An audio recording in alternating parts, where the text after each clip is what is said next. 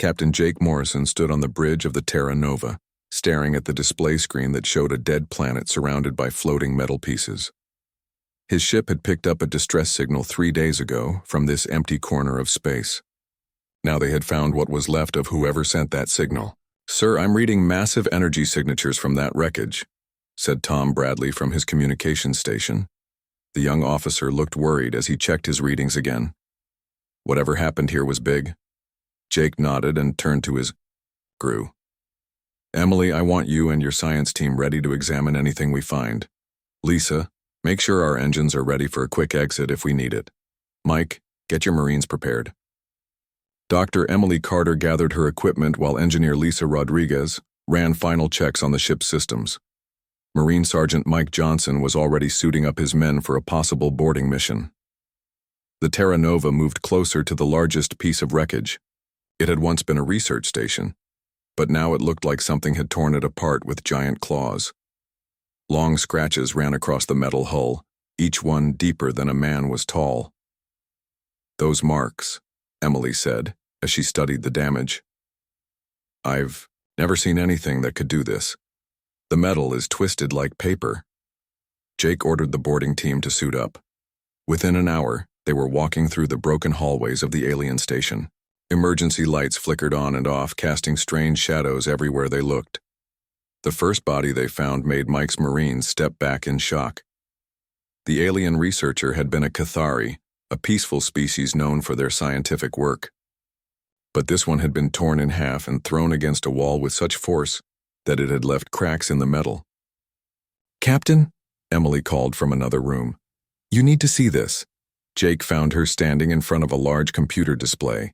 Alien text scrolled across the screen, but the images were clear enough. They showed massive black creatures moving through space without any ships. The beings looked like wolves made of shadow, but they were the size of small buildings. "The translation program is working on the text," Emily said. "But from what I can understand, they were studying something called void stalkers. These creatures can move between dimensions and hunt across entire star systems." Tom's voice came over their radio from the ship. "Captain, I'm picking up strange readings. Something is moving toward us fast." Jake felt his blood turn cold. "How fast?" "They just appeared, sir. 1 second empty space, the next second they were there. They're big." The boarding team rushed back to their shuttle, but they were too late. As they reached the docking bay, reality seemed to bend and twist. The air itself turned dark, and then they appeared. The void stalkers were even more frightening in person.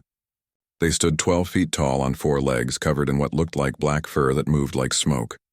Their eyes glowed purple and seemed to look right through a person's body. There were 6 of them, and they had surrounded the boarding team's shuttle. Mike raised his rifle, but Jake put a hand on his arm. "Wait," he said quietly. "They could have killed us already if they wanted to." The largest void stalker stepped forward. Its massive head turned to study each human in turn, but its eyes kept returning to Jake. The creature made a sound like wind blowing through empty caves, but there was intelligence in those purple eyes. "Sir," Mike whispered, "we should get back to the ship." But Jake found himself stepping toward the creature instead. Every part of his mind screamed that this was wrong, that he should run or fight. But something about the way it looked at him made him think it was curious rather than hungry. The void stalker tilted its massive head, watching Jake approach. When he was close enough to touch it, the creature did something that would change everything. It lowered its head slightly, the same way a dog might when meeting a new person. Emily watched in amazement as Jake slowly reached out his hand. The creature's fur felt like touching cold smoke, but it was solid enough. The void stalker made that wind-like sound again, but softer this time. "It's trying to communicate," Emily whispered. Suddenly, images flashed through Jake's mind. He saw the Cathari researchers attacking the void stalkers with energy weapons, trying to capture them for study.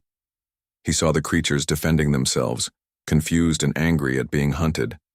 But he also felt something else from the creatures: mind, loneliness, and a deep need for pack bonds. The moment was broken when an alarm sounded from their shuttle radio. "Captain," Lisa's voice crackled with static, "we have a problem. The hull is breaching on deck 7. Without thinking, Jake turned toward the shuttle, but the Void Stalker stepped in front of him and made a series of quick sounds to its pack. Mates. 2 of the creatures simply vanished, fading away like smoke. They're going to our ship, Emily realized. Captain, they could kill everyone aboard. But Jake felt something different from the creature still standing before him. No, he said slowly. I think they want to help.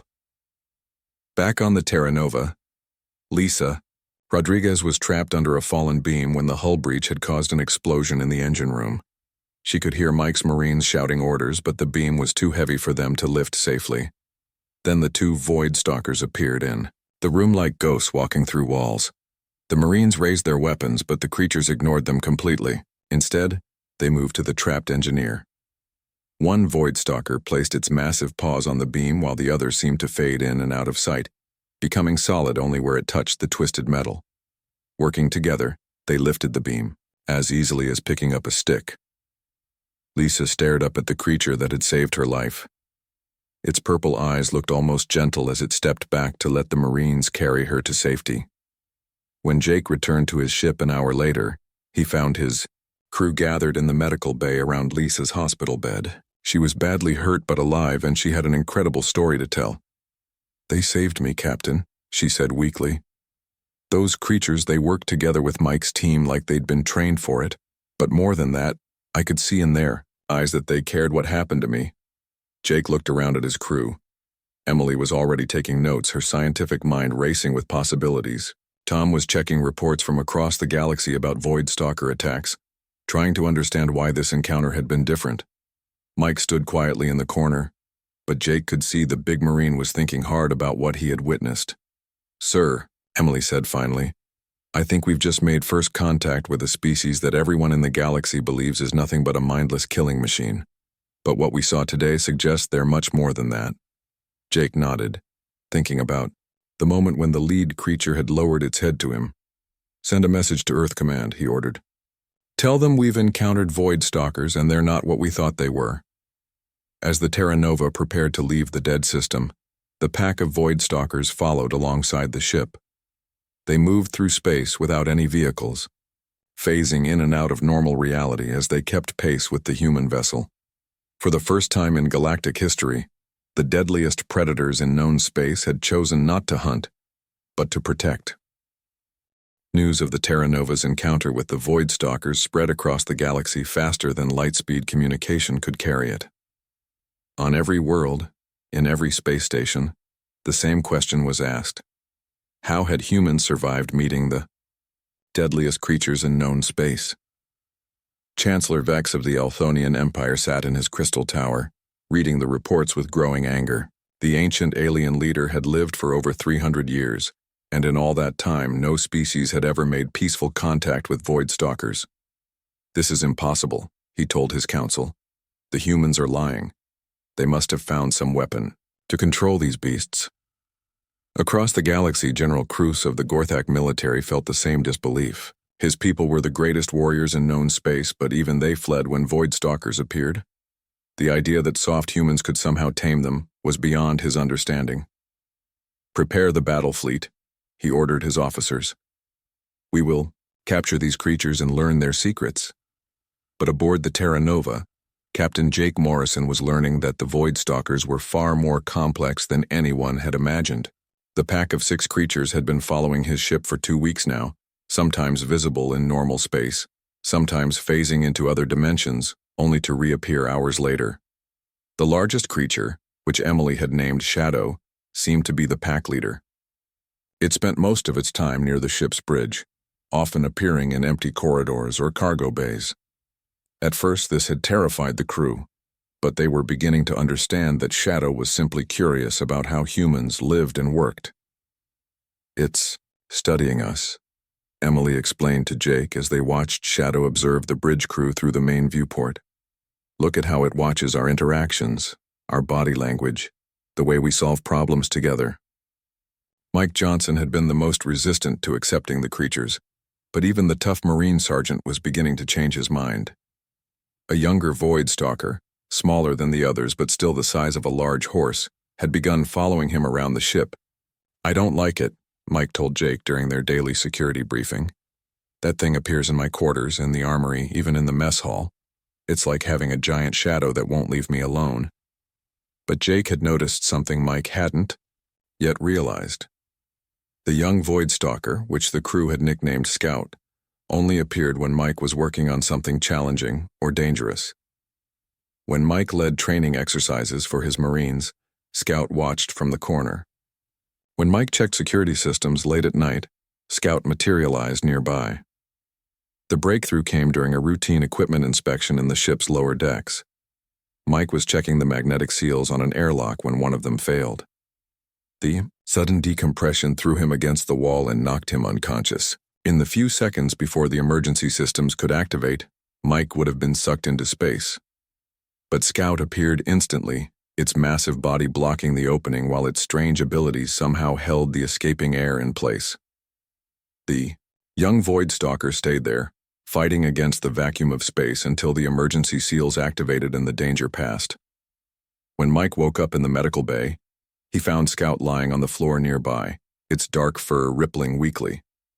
The creature had exhausted itself, saving the Marine's life. Why? Mike asked, looking into Scout's glowing purple eyes. Why did you save me? Dr. Emily Carter had been studying the Void Stalker's behavior for weeks, and she thought she was beginning to understand. I think they respond to leadership, she told Jake. Not the kind of leadership that commands through fear or force, but the kind that protects others. She showed Jake her research notes. Look at their behavior patterns. Shadow always appears when you're making decisions that affect the whole crew. Scout follows Mike because he's always checking security, always making sure everyone is safe. They're drawn to people who put others before themselves. This theory was tested when the Terra Nova received an emergency distress call. A civilian transport ship was under attack by pirates near the Helios belt. Jake immediately ordered his ship to respond, even though they were outnumbered and outgunned. As the Terra Nova approached the battle, something amazing happened. The 6 Void Stalkers suddenly appeared around the ship, moving in perfect formation. Shadow positioned itself at the front while the others spread out to cover the ship's sides and rear. Captain, Tom Bradley called from his communications station. I'm getting readings I've never seen before. It's like they're extending some kind of protective field around our ship. The pirate ships opened fire, but their weapons passed harmlessly through the space where the Void Stalkers phased in and out of reality. Meanwhile, the Terra Nova's own weapons seemed to hit with impossible accuracy, as if the creatures were somehow guiding the shots. The battle lasted only minutes. The pirates, terrified by the appearance of the legendary monsters, surrendered immediately. But what happened next shocked everyone watching. Instead of destroying the pirate ships, the Void Stalkers simply disabled their weapons and engines. They left the crews alive and unharmed, just unable to continue their attack. Scout even phased inside one of the damaged ships and helped rescue injured pirates who were trapped. They're showing mercy, Emily whispered in amazement. They could have killed every pirate in seconds, but they chose not to. The rescued transport captain, a Thraxian trader named Dex, couldn't believe what he had witnessed. In all my years of space travel, he told Jake, I have never seen Void Stalkers show restraint. They are said to be mindless killers, but these creatures fought with intelligence and compassion. But their moment of victory was short-lived. Long-range sensors detected a massive fleet approaching their position. General Cruz had arrived with 50 warships, determined to capture the Void Stalkers by force. Human vessel, came the general's voice over the communication system. You will surrender the creatures immediately. They are too dangerous to remain free. Jake looked at Shadow, who had appeared on the bridge at the first sign of trouble. The great creature's purple eyes were calm but alert, watching the approaching fleet. General Cruz, Jake replied. These beings are not our prisoners. They're our allies and they choose to be here. Cruz laughed harshly. Impossible. Nothing allies with Void Stalkers. You have somehow enslaved them, and we will free them by destroying you if necessary. The Gorthak fleet opened fire without warning. Hundreds of energy beams and missiles streaked toward the Terra Nova. Jake's crew braced for death, knowing their single ship could never survive such an assault. But the Void Stalkers had other plans. All 6 creatures suddenly expanded, their bodies growing larger and darker until they surrounded the Terra Nova like a living shield. The enemy weapons struck them and simply disappeared, absorbed into whatever dimension the creatures used for their phasing ability. Then Shadow did something that would be talked about across the galaxy for generations. Instead of destroying the attacking fleet, it phased through space to appear directly in front of Cruce's flagship. The massive creature looked through the bridge viewport directly at the general, its purple eyes burning with intelligence and controlled anger. In that moment, every being in the Gorthak fleet understood a simple truth. They lived only because the Void Stalker chose to let them live. Shadow returned to the Terra Nova without harming a single enemy soldier, but the message was clear to everyone watching. The creatures were not controlled by humans, but they would protect their human friends against any threat. As the Gorthak fleet retreated in confusion and fear, Jake realized that everything had changed. Humanity had gained allies unlike anything the galaxy had ever seen, but they had also made enemies of those who could not accept this new reality. The bond between humans and the galaxy's deadliest predators was now unbreakable. But the real challenges were just beginning. The news from the Terra Nova traveled faster than any ship could fly. On every world and every space station, beings gathered around communication screens to watch the impossible footage. Void Stalkers, the most feared creatures in the galaxy, were protecting humans instead of hunting them. On the ocean world of Nerida Prime, Dr. Rachel Stone watched the broadcasts with growing excitement. For 3 years, she had been studying the planet's legendary sea monsters, the Crimson Leviathans. Like the Void Stalkers, these massive creatures were considered impossible to approach safely. Rachel's underwater research station sat on the edge of the Crimson Deep, the darkest part of Nerida's ocean.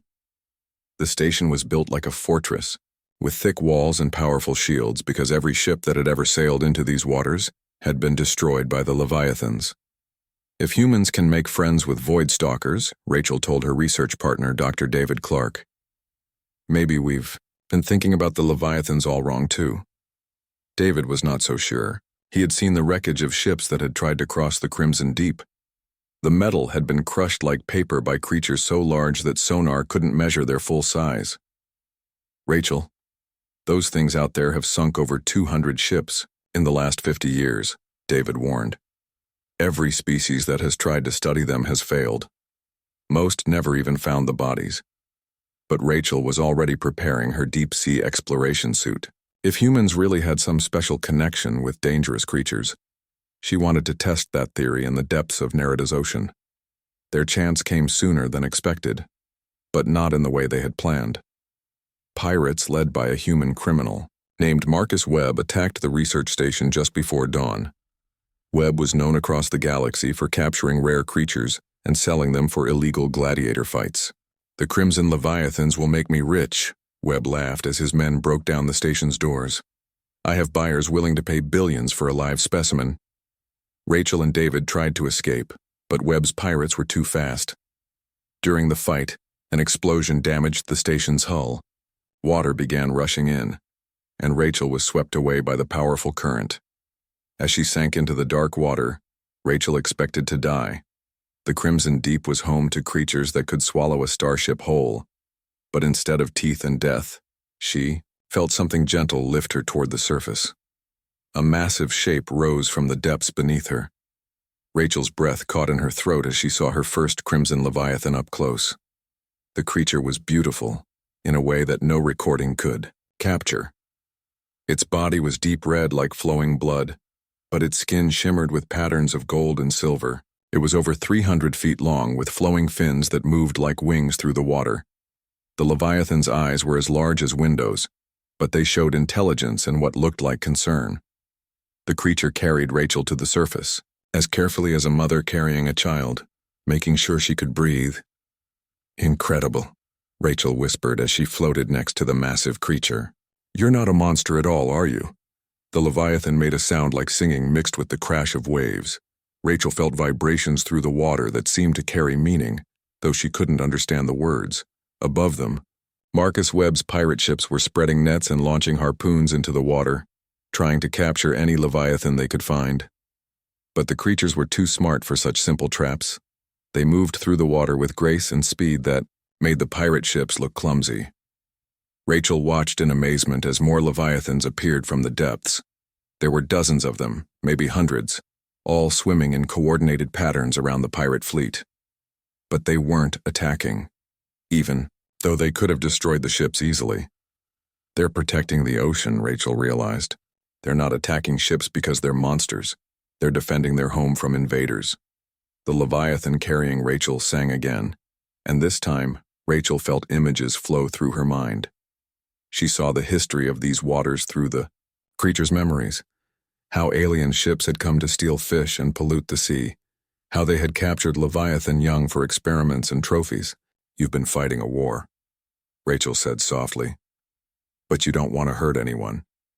You just want to be left alone. The creature's response was like a warm current flowing around Rachel's body. It understood her, and more importantly, it trusted her. Back at the research station, David was fighting a desperate battle against Webb's pirates when he heard Rachel's voice over the emergency radio. "David, listen to me carefully," Rachel said. "Tell Webb that if he wants to capture a Leviathan, I can help him find the biggest one in the ocean." David couldn't believe what he was hearing. "Rachel, what are you doing?" "Trust me," Rachel replied. "And get everyone away from the docking bay." Webb grabbed the radio with greedy excitement. "Where is it, woman? Where's the biggest Leviathan?" "Right here," Rachel answered. The Leviathan carrying Rachel rose from the water next to the research station. Its massive head, larger than Webb's entire ship, emerged from the waves with Rachel standing safely on top. Webb's pirates screamed and ran for cover, but the creature made no move to attack them. Instead, it gently placed Rachel on the station's platform and waited. "Impossible," Webb whispered. "No one can tame a crimson Leviathan." "I didn't tame anything," Rachel said calmly. "I just showed respect instead of greed." The Leviathan sang, again, and this time its call was answered from across the ocean. More creatures began to surface, first 10, then 20, then so many that the water around the station looked like a red sea of living flesh.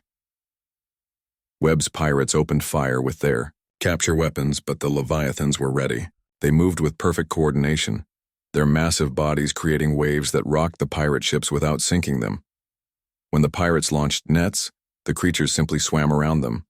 When they fired harpoons, the Leviathans caught them in their mouths and gently spit them back. The largest Leviathan, a creature so massive it looked like a moving island, rose from the deepest part of the ocean. Its voice was like thunder rolling across the water, and every other Leviathan stopped to listen. "That's the matriarch," Rachel whispered to David, "the mother of the entire pod." The matriarch swam directly toward Webb's flagship. The pirate leader raised his weapons, but the creature simply positioned herself between his ship and the research station. Her message was clear: leave now or face the consequences. Webb was many things, but he wasn't stupid. Faced with hundreds of creatures that could crush his ships like toys, he ordered his pirates to retreat. But as his fleet tried to escape, the Leviathans did something that would be remembered across the galaxy. Instead of letting the pirates go free, they surrounded the ships and began pushing them toward the nearest space patrol station. "They're making a citizen's arrest," David laughed in amazement. "They're turning in the criminals." Rachel spent the rest of the day swimming with the Leviathans, learning their language of songs and vibrations. She discovered that they were not just intelligent but wise, creatures who had lived for thousands of years and remembered when the galaxy was young. As the sun set over Nerida Prime, Rachel floated in the warm water surrounded by her new friends. The Crimson Leviathans sang together in harmony, their voices carrying across the ocean like a symphony of peace. News of the Second Impossible Alliance spread across the galaxy even faster than the first. 2 different species of legendary monsters had now chosen to protect humans instead of destroying them. On distant worlds, other humans working with dangerous creatures began to wonder if they too might find friendship, where others saw only death. The galaxy was beginning to understand that humanity had something special. Not the power to control monsters, but the wisdom to see the person behind the fear. The industrial world of Corvin 7 was a place where machines ruled over nature. Giant mining operations dug deep into the planet's crust, searching for rare metals and crystals that powered starships across the galaxy. The world was covered in factories and refineries that never stopped working, turning raw ore into the building blocks of civilization. But Corvin 7 had a problem that made it one of the most dangerous places to work in known space. Deep beneath the surface lived the Iron Swarm, creatures made of living metal that could change their shape at will and reproduce by eating refined steel and electronics. Chief Engineer Ana Martinez had been fighting the Iron Swarm for 2 years. Ever since she arrived to run the planet's largest mining facility, the creatures appeared without warning, consuming entire machines in minutes and leaving nothing but empty metal shells behind. They hit Section 7 again last night, her assistant Robert Hayes reported as they walked through the damaged facility. 3 more excavators gone along with half our sensor equipment. Ana studied the wreckage with tired eyes. Like every other species that had tried to work on Corvin 7, her people were slowly losing the war against the Iron Swarm. The creatures seemed to be getting smarter and more aggressive with each attack. "Sir, what if we're thinking about this wrong?" asked Chris Murphy, the facility's demolitions expert. "What if they're not just mindless eating machines?" Ana looked at him with interest. The reports from the Terra Nova and Nerida Prime were spreading hope across the galaxy. Maybe even the Iron Swarm could be reasoned with.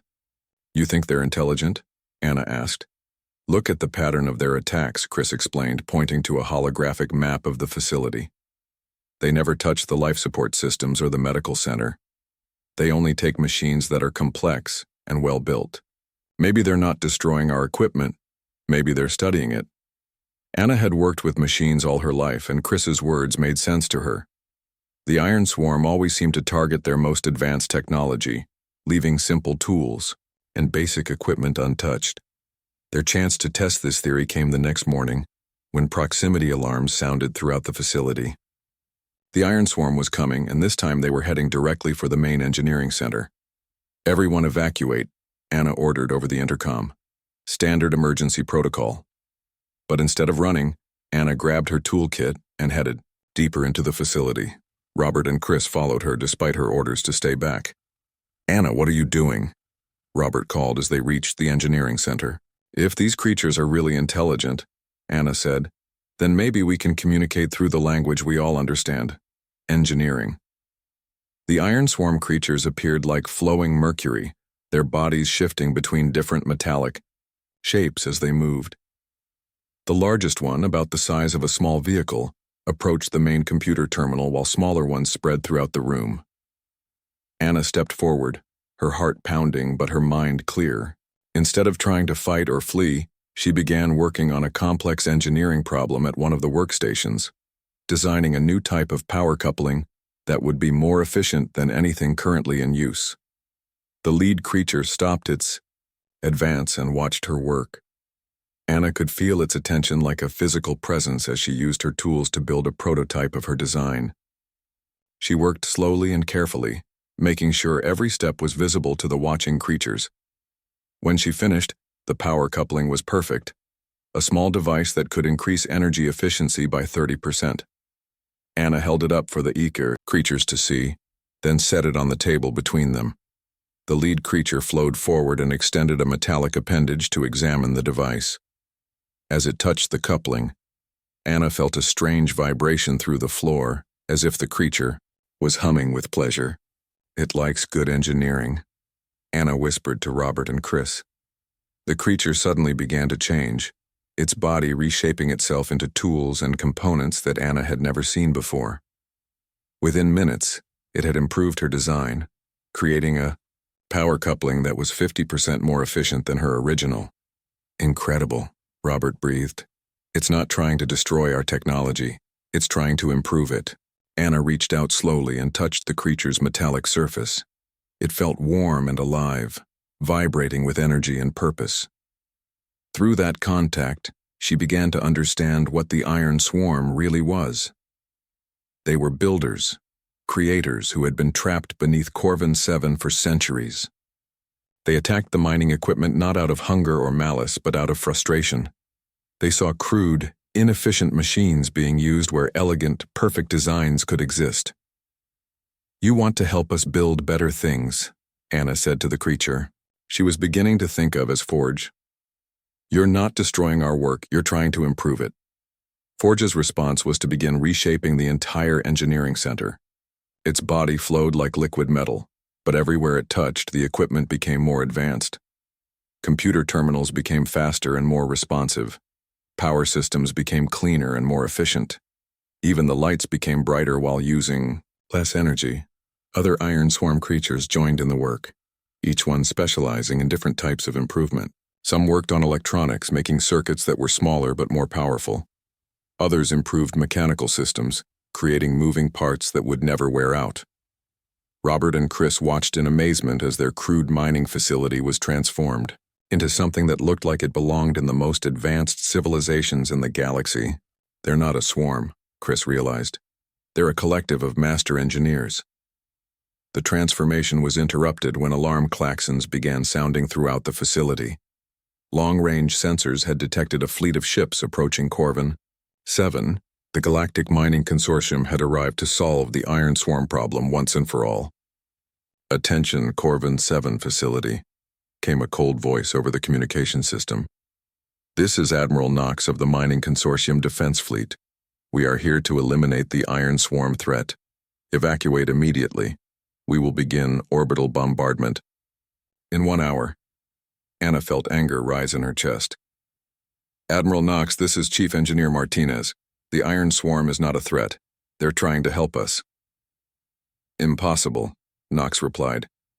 "The Iron Swarm has destroyed billions of credits worth of equipment across this sector. They will be eliminated."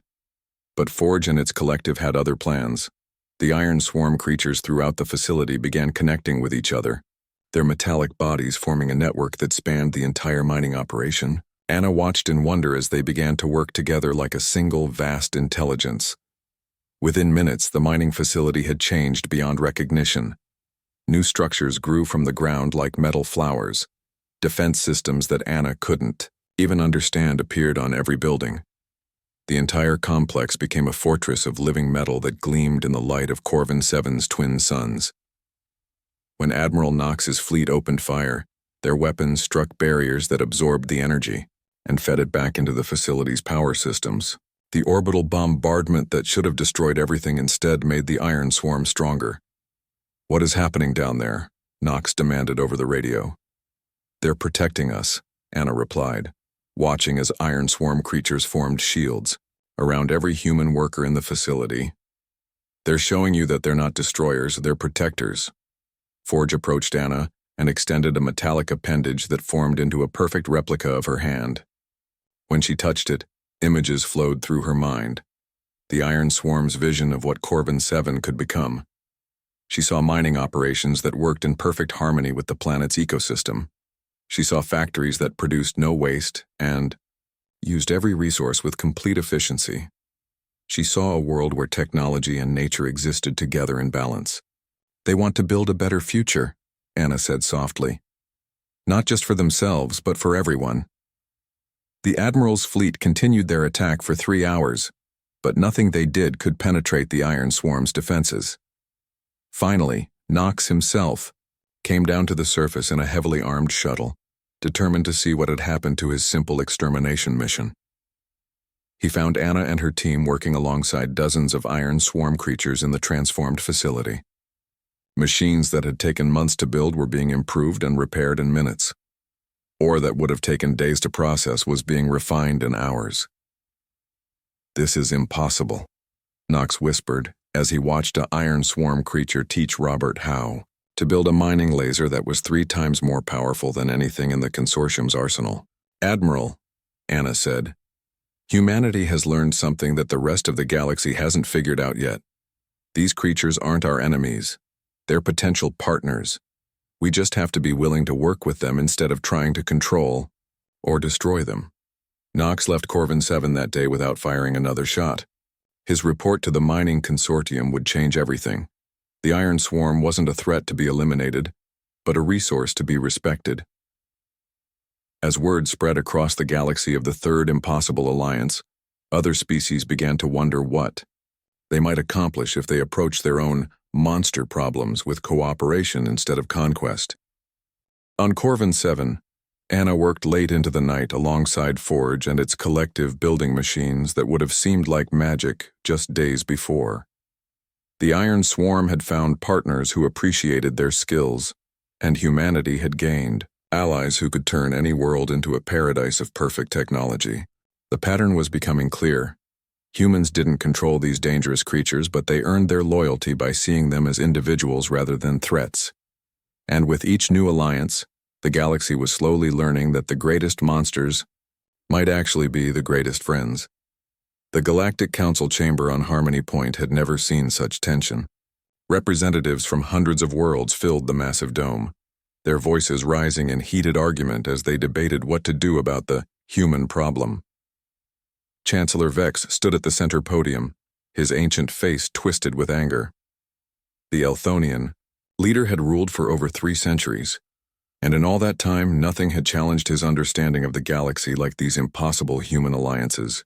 "They are controlling the monsters," Vex declared, his voice echoing through the chamber.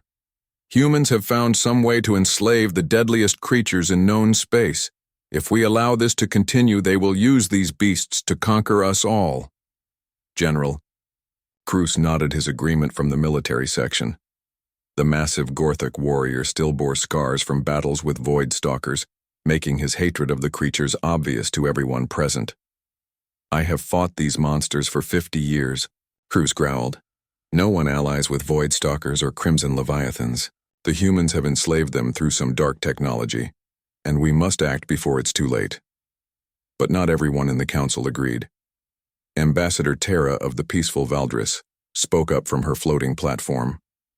"Perhaps we should ask the humans to explain before we assume the worst," she suggested. "If they truly have found a way to communicate with these creatures, we could learn much from them." "Communication?" Cruz laughed harshly. "I have seen Void Stalkers tear through battle fleets without mercy. They understand only violence and death. The humans are lying about their so-called alliances." Admiral Sarah Collins of the Earth Defense Force sat quietly in the human section, listening to the debate with growing concern.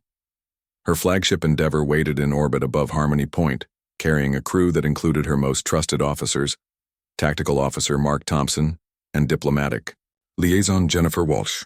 "Admiral Collins," Chancellor Vex called, his voice cold with suspicion. "You will explain how your species has enslaved these creatures, and you will surrender them to Council authority immediately." Sarah stood slowly, her calm demeanor hiding the anger she felt at being called a slave master. "Chancellor Vex, humanity has not enslaved anyone or anything. These creatures choose to work with us of their own free will." "Impossible," General Cruz snorted. "Nothing chooses to work with creatures that deadly. You have found some way to control their minds." "Then why don't you ask them yourself?" Sarah replied. The chamber fell silent as the implications of her words sank in.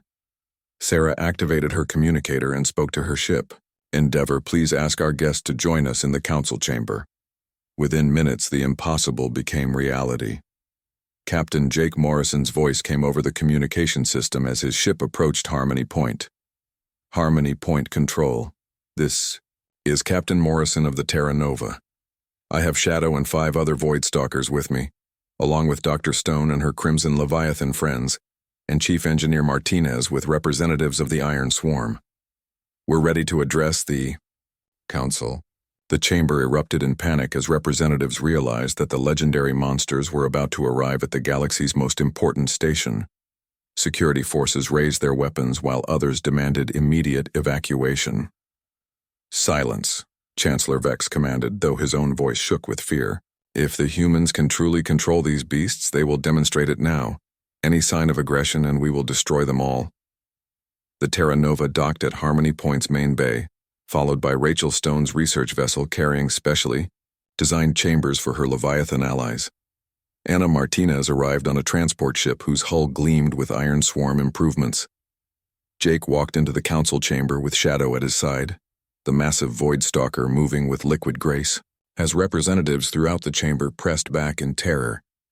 The creature's purple eyes surveyed the gathering calmly, showing no aggression despite the hundreds of weapons pointed in its direction.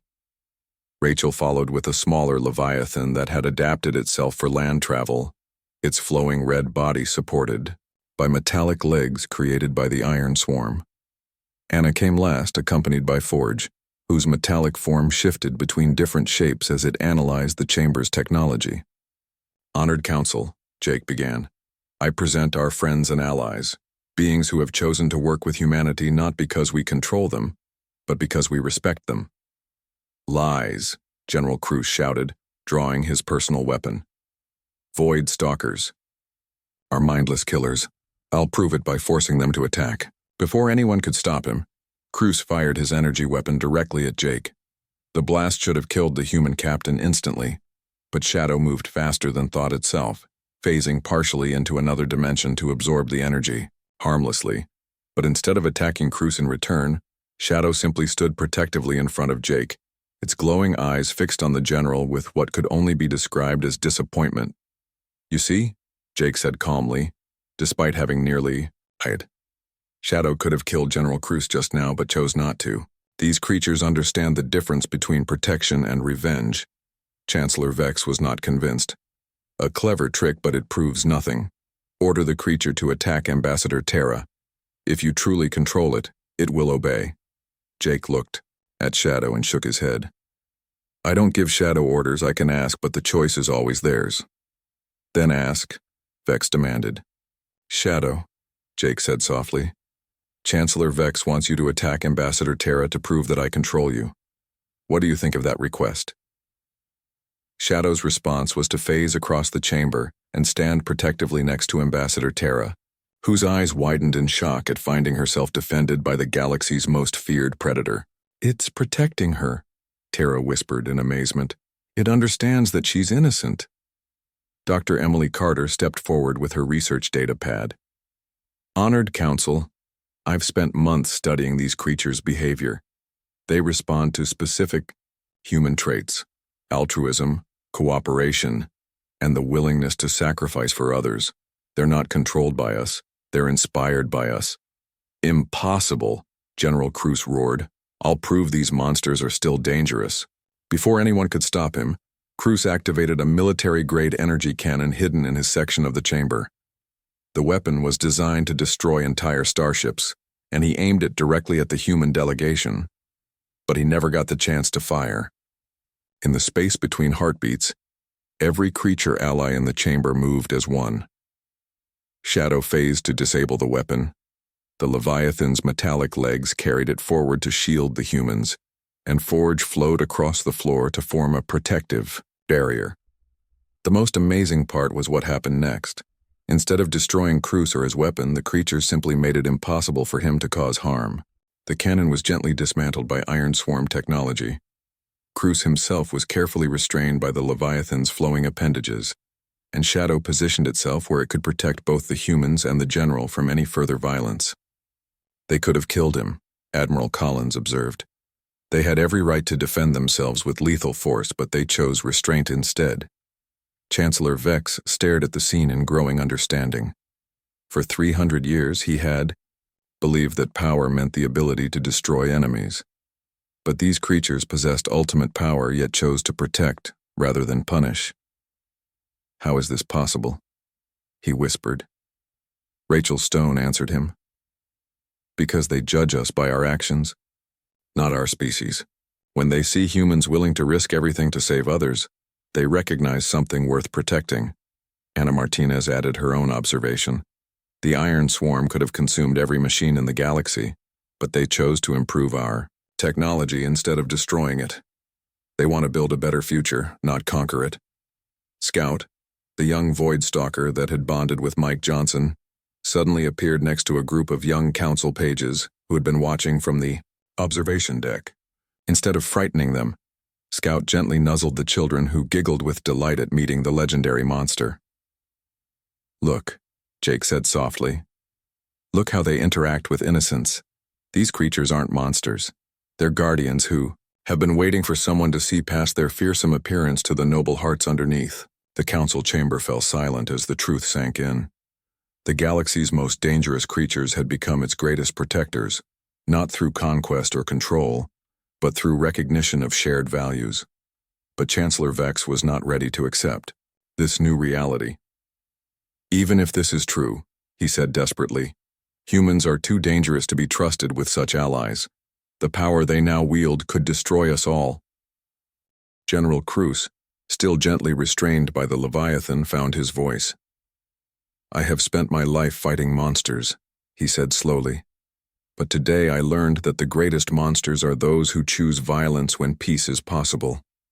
These creatures are better warriors than I am, because they know when not to fight. As the council session ended, representatives from across the galaxy approached the human delegation with new respect and curiosity. Some came to apologize for their assumptions, others to learn more about forming their own peaceful relationships with dangerous species. But the real change was in how they looked at the creatures themselves. No longer did they see mindless monsters, but intelligent beings capable of choice, compassion, and wisdom. The galaxy was beginning to understand that humanity's greatest gift wasn't the power to control monsters, but the wisdom to recognize friends where others saw only enemies. 6 months after the historic council meeting at Harmony Point, the galaxy had changed in ways no one could have imagined. Commodore Jake Morrison stood on the bridge of his new flagship, the Unity, watching as the most unusual fleet in galactic history prepared for its greatest test. The Unity itself was a marvel of cooperation. Its hull had been improved by iron swarm technology, making it stronger than any ship ever built. Void Stalkers phased in and out of normal space around the vessel, serving as scouts and rapid response units. In the ship's specially designed ocean decks, Crimson Leviathans had adapted for space travel, their massive forms providing mobile platforms for weapons and shields. Sir, reported Commander Mark Thompson from his tactical station, long-range sensors are picking up the enemy fleet. There are over 3,000 ships, and their technology is centuries ahead of anything we've seen before. The threat had appeared suddenly from outside the galaxy's edge, an invasion force from a distant star system whose people called themselves the Devourers. Their ships were massive and black, built for one purpose, to strip entire worlds of all life and resources. Before moving on to the next target, Ambassador Jennifer Walsh reviewed the intelligence reports with growing concern. They've already destroyed 12 colony worlds in the Outer Rim. No survivors, no communication attempts, just complete annihilation. Jake nodded grimly. Traditional military doctrine suggested that the galaxy's combined fleets would need months to mount an effective defense, and by then, hundreds of worlds would be dead. But the Unity carried something more powerful than conventional weapons. It carried hope. Shadow. Jake called to the great Void Stalker that had become his closest ally. Are your people ready? Shadow's response came as images flowing through Jake's mind. Hundreds of Void Stalkers positioned throughout the galaxy, waiting for the signal to strike. They had spent months studying the enemy fleet's movements, learning their weaknesses through careful observation. On the ocean world of Nerida Prime, Dr. Rachel Stone received the call to arms while swimming alongside the Crimson Leviathan matriarch she had named Mother Deep. The massive creature's song echoed through every ocean in the galaxy, calling her children to war. They're coming, Rachel told the ancient Leviathan. The Devourers want to drain our worlds dry, including your beautiful oceans. Mother Deep's response was like thunder rolling through the water. Within hours, Leviathans from 1,000 worlds began their journey to the battle zone. Some traveled through space in specially adapted forms, while others used technology created by their Iron Swarm partners to build temporary spacecraft around their massive bodies. On Corvin 7, Chief Engineer Anna Martinez worked alongside Forge to prepare the Iron Swarm's contribution to the defense. The living metal creatures had spent months analyzing captured Devourer technology, learning how to counter their advanced weapons and shields. Are you ready, my friend?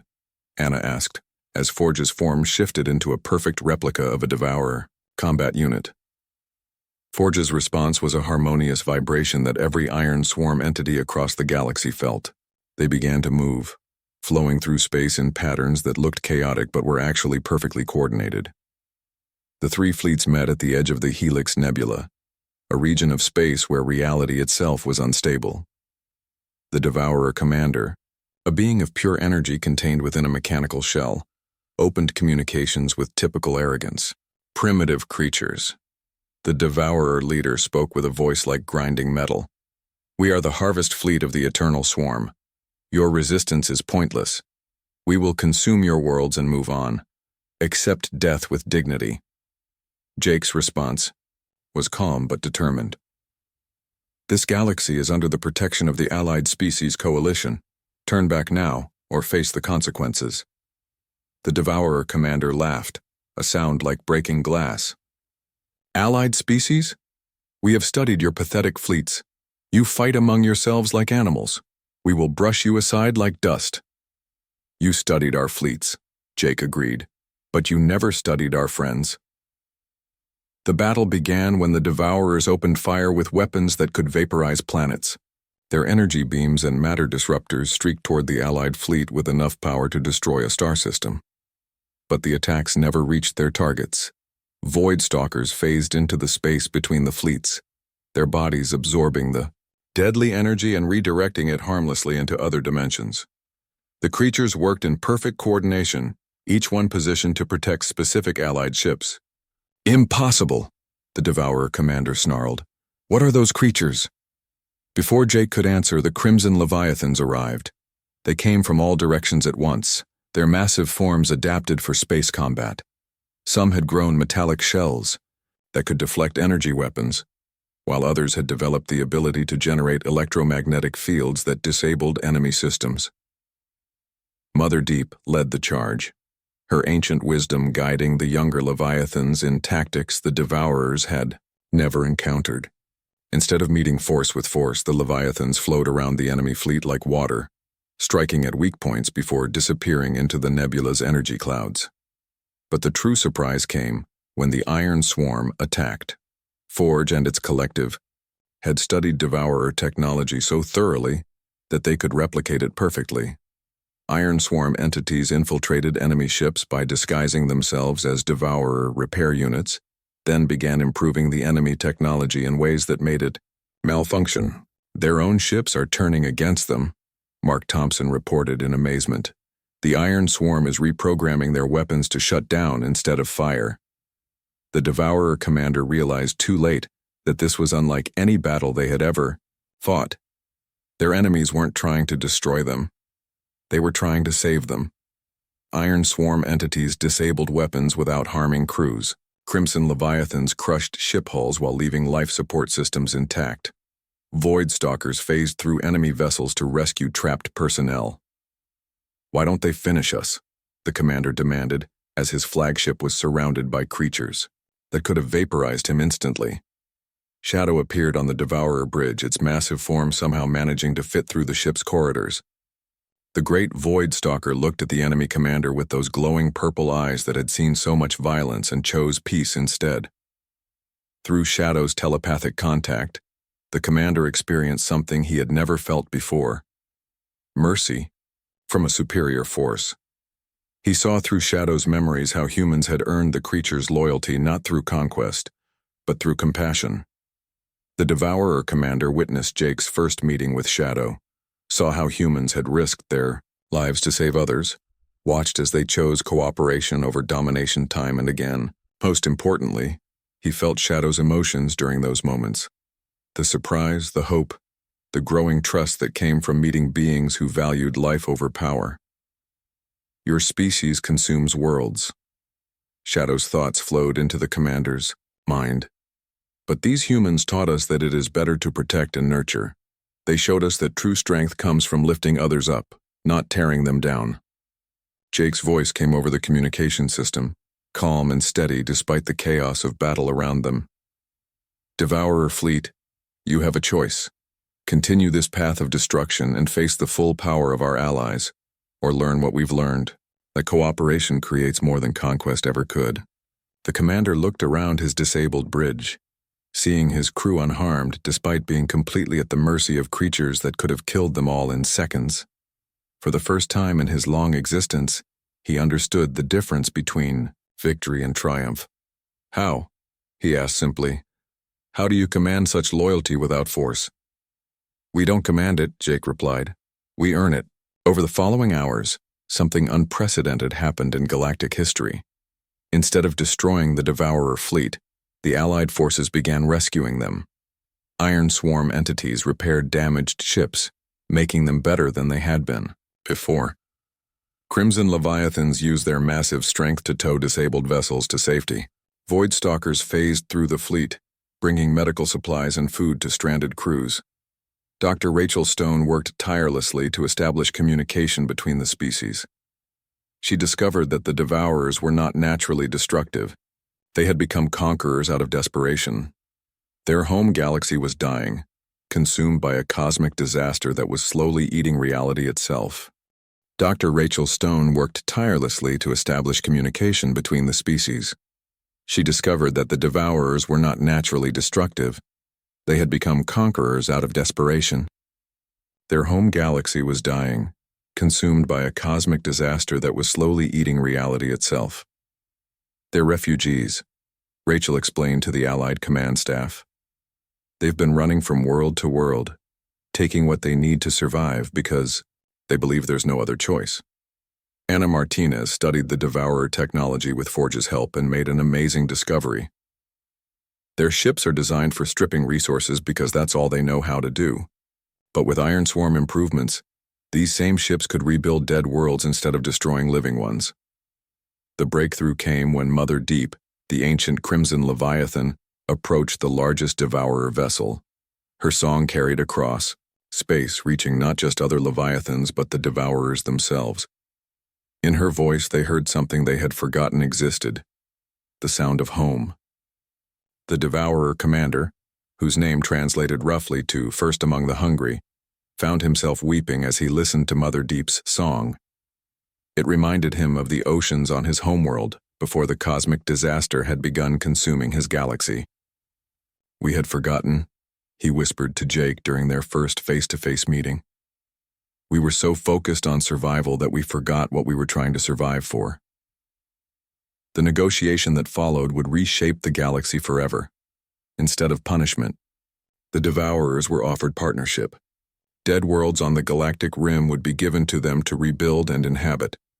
In exchange, they would share their advanced technology and help defend their new home against future threats. But the most important change was in how all the galaxy's species began to view their relationships with dangerous creatures. Reports came in from across known space of successful first contacts with beings previously thought to be natural disasters. On the crystal world of Jara Prime, miners made contact with energy beings that lived inside stars. These creatures, which had been destroying solar systems for millennia, turned out to be trying to prevent stellar collapses. With human mediation, they began working with galactic astronomers to save dying stars instead of abandoning them. In the void fields beyond normal space, exploration teams met quantum entities that existed between dimensions. These beings had been causing ships to disappear by accidentally pulling them into parallel realities. Once communication was established, they became the galaxy's greatest navigators, helping ships travel safely through the most dangerous regions of space. Even the legendary World Eaters, planet-sized creatures that had devoured entire solar systems, were revealed to be gardeners of sorts. They consumed dead worlds and transformed them into cosmic nurseries where new life could begin. With human help, they learned to work with existing civilizations instead of replacing them. Admiral Sarah Collins stood before the new Galactic Council, which now included representatives from dozens of species that had once been considered mythical monsters. The chamber that had once echoed with fear and suspicion now buzzed with excitement and cooperation. 6 months ago, Sarah addressed the assembly. We lived in a galaxy where strength meant the power to destroy enemies. Today we live in a galaxy where strength means the wisdom to turn enemies into friends. Chancellor Vex, who had once feared human influence, now served as an advisor to the new coalition government. We have learned, he said in his speech, that the greatest leaders are not those who command through fear, but those who inspire through example. General Cruz, the former military hardliner, had become the head of the new Interspecies Protection Force. His fleets now included Void Stalkers, Crimson Leviathans, and Iron Swarm entities working alongside traditional military units. "I spent 50 years learning how to fight monsters," he told his officers. "Now I'm learning how to fight beside them." The transformation was most visible on the integrated worlds where different species lived and worked together. On New Harmony, human children played in parks protected by young Void Stalkers, while Leviathan teachers shared the wisdom of the deep with students from a dozen different worlds.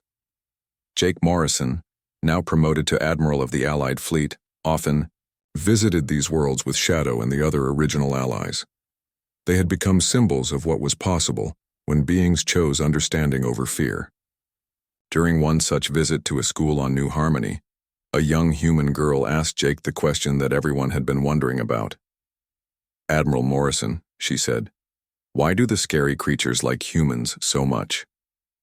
Jake knelt down to the child's level, while Shadow settled beside them with the gentle grace that had once seemed impossible for such a massive predator. "Because," Jake said softly, "we were the first species brave enough to see them not as scary creatures, but as friends who were waiting for someone to understand them." The little girl reached out to pet Shadow's smoke-like fur, giggling when the great creature gently nuzzled her hand. "Will there be more scary friends?" she asked. Jake smiled, looking up at the stars visible through the school's transparent dome. Reports were already coming in of new discoveries, ancient beings awakening from cosmic hibernation, machine intelligences emerging from the galaxy's core, and energy constructs that had been mistaken for stellar phenomena. "I think there will be," Jake told the girl. "And when we meet them, we'll remember what Shadow and all our friends taught us, that the best way to make a friend is to be one first." As the sun set on New Harmony, casting long shadows across the integrated city, the future of the galaxy seemed brighter than ever before. Humanity had given the cosmos something it had never had before: proof that cooperation was stronger than conquest, that understanding was more powerful than fear, and that the deadliest monsters could become the most loyal friends. In the end, humans had gained the loyalty of the galaxy's deadliest beasts not by taming them, but by showing them a better way to be deadly, in defense of those who could not defend themselves, and in protection of the beautiful, chaotic, wonderful diversity of life that filled the stars.